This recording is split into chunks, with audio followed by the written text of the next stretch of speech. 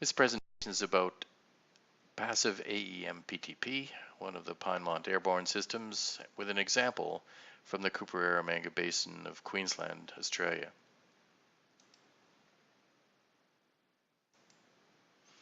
The outline of the presentation will include discussion about the key technical elements, the redox cell, homopolar motor, and transient impulses.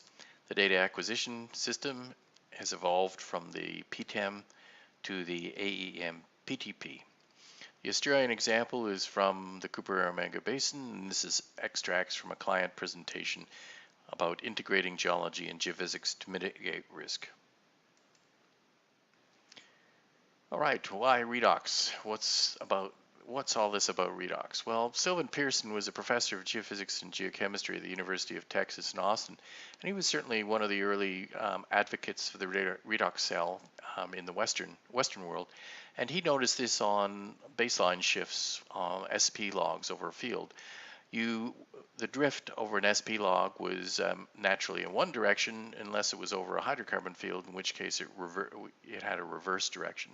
Sylvan Pearson concluded that redox cells were like weak negatively charged batteries capable of moving limited current to the surface.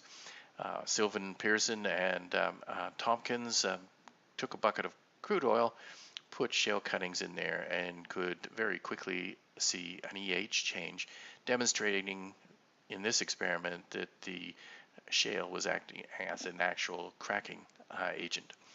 Our second key element, if you like, is the contributions made by Michael Faraday, one of the most influential scientists in history. He invented the homopolar motor based on work that Hans Christian Ørsted had noticed that the compass, or a compass, would change as it was passed through a magnetic field. This little video clip can be downloaded from YouTube, and of course it's not the original apparatus. It's a copper top battery, and we've got a weak negatively charged battery. Think of that as the copper top battery, and here we're going to put that in the presence of a magnetic field, and instead of the Earth magnetic field, we're putting a rare earth magnet in here, and we're using some copper wire, and we're bending that into a shape. We're going to combine the three elements here to demonstrate what is Lorenz's law, or the generation of electromotive force when a battery is put in the presence of a magnetic field. So therefore, the redox battery described by Pearson in the presence of the Earth's magnetic field should generate some EMF. Now, if we look at one more element to this, is the work done by Stan Ward, and he was the inventor of the AFMAG system. One of the key elements of the AFMAG system was at his suggestion, he proposed lightning was a significant source of the electromagnetic energy. It would excite SP, spontaneous potential, or voltaic cells associated with minerals deposits, and that would give a response. Now Stan's system, the AFMAG system, was actually quite successful at the time in the late 50s, early 60s, and is noted for the discovery of several ore deposits. Now, with the advent of NASA's space shuttle program, launching of many different satellites, we know that there's close to 4 million lightning strikes on the planet every day, and the strike rate is close to 40 to 50 strikes per second, both in the northern and southern hemisphere.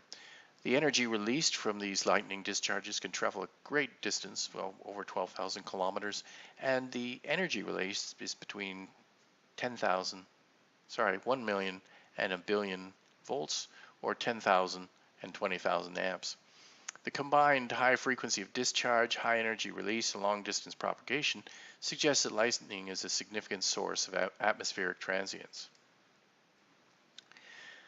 So the redox cell is one of the key elements, and there's lots of documentation in AAPG studies of geology, SEG, geophysical reference series, and also geochemical remote sensing of the subsurface edited by Hale, particular paper for spontaneous potentials, and electrochemical cells by Hamilton is a very good reference.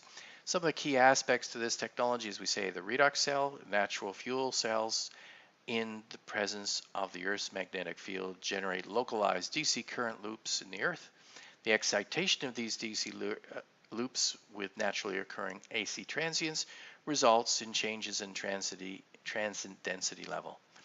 This is what we're measuring. We're measuring it with an E-field antenna, and as you can see, the survey plane doesn't have any pods, any stingers. Everything's internalized within the aircraft, and it's about the size of an iPad. So that means we can put it into a helicopter, UAV, or usually it's into a fixed-wing aircraft. So what we're measuring is we're measuring changes in the density of these transients associated with the redox activity. On board, we have a data acquisition system, which we're recording 12 different frequency bands, long and lat, ground speed, and also time. The data is available in ASCII after the survey. It's very simple format, and we can process the data from this data stream. So in summary, we have an upward fluid flow associated with, could be geothermal, but in this case we're outgassing from hydrocarbons. It forms a weak negatively charged battery in the presence of the magnetic field and excitation by the atmospheric transients. We see an increase in transient activity above a background level.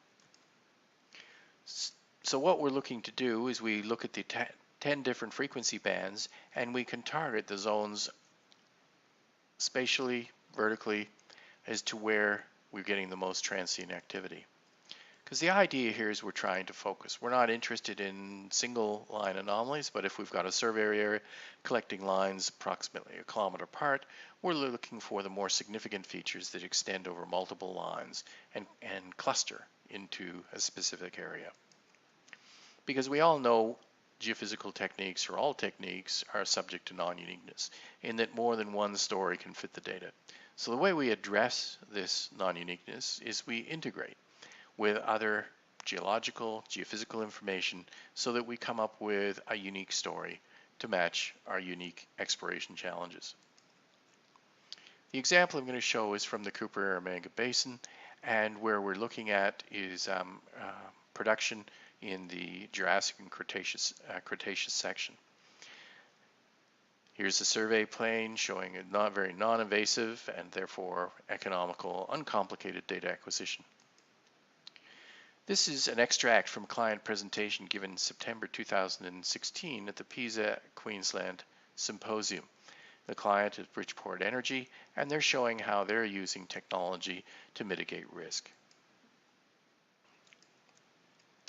So the presentation covered a number of different things, but one of these, obviously why it's in this presentation, is our AEM PTP system and its non-invasive nature, an area expansive but cost-effective approach.